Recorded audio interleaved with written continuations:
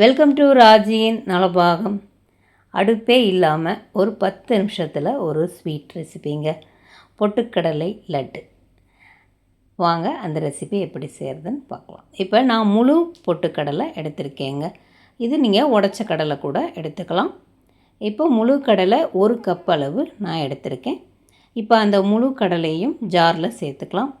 1 cup கடலைக்கு 3/4 cup சர்க்கரை, ஒரு 10லேருந்து 12 ஏலக்காய்.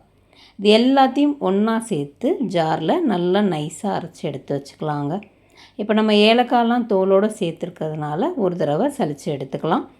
அந்த கடலையில் இருக்கிற கொஞ்சம் திப்பிகளும் இல்லாமல் இருக்கும். இப்போ எல்லாத்தையும் சலித்து எடுத்துக்கலாங்க.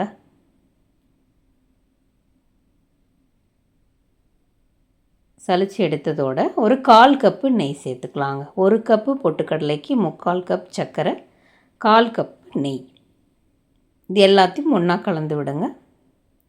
அந்த நெய்யிலே பார்த்திங்கன்னா பொட்டுக்கடலை நல்லா ஊறி உங்களுக்கு அந்த கடலை மாவு பார்த்திங்கன்னா நிறமே மாறி வரும்.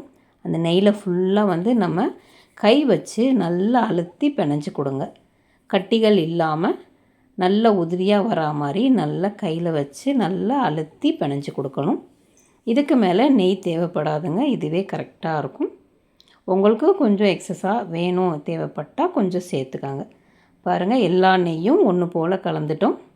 மாவும் பார்த்திங்கன்னா நல்லா உதிரி உதிரியாக இருக்குது.